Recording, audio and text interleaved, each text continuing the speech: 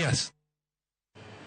E kinde ma pod piny Kenya medo paro kendo yuago mosenindo Phoebe Asiyo, mine manie telo ma mama Phoebe Asiyo opayonegi yo e alap mar siasa. Riwruog mine mar maendeleo ya wanawake, familia mare, koriwore gi ten kaunti ma Kisumu kawuono paro gige akata gigo mane mama Phoebe Asiyo time pacho ka.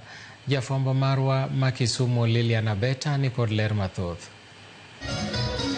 E kinde ma pod piny Kenya yuago kendo paro mosenindo Phoebe Asiyo, minego manie telo riwruog mine mano maendeleo ya wanawake, familia mare koriwore kod tend kaunti ma Kisumu nochiwo sigana margi e wi rapar kuom gigo mane Phoebe Asiyo notimo e pacho ka kaka ng'ama miyo. Mama understood me, we will grieve, but we cannot live in grief. Kendo nogombo ni wayud thuolo to celebrate her.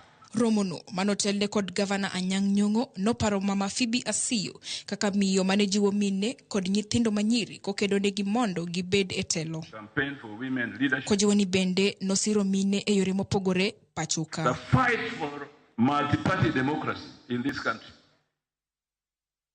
Pushing for women's advancement to the ODM party.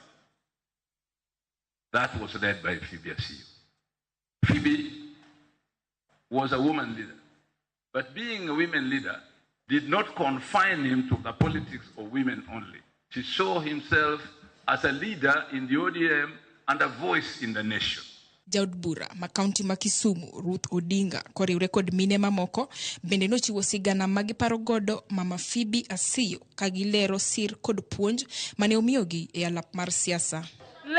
Legacy manya goro wenwa koro nyakwa tim kanyo podo ngima nyo mucheka nyo waweni gimala mana nyagoro dhi wach nyagoro dhi tim kendo ka poden otuon owacho gimala mana waringo dhi sani koro wan kie mage nyaka koro waen shwa ni nyagoro legacy mare oendelea. All of us mantieka, every woman in Nyanza, we know how difficult it was. Me, you want to run for a political seat. But she opened that door and made it very easy for women. Every time we are celebrating Katiba. Manomi wako marmine. Auntie Phoebe was an answer to women. So it is an answer to women wrapped up in the person of Phoebe Asiyo. Lilian Abeta, Ramogi TV.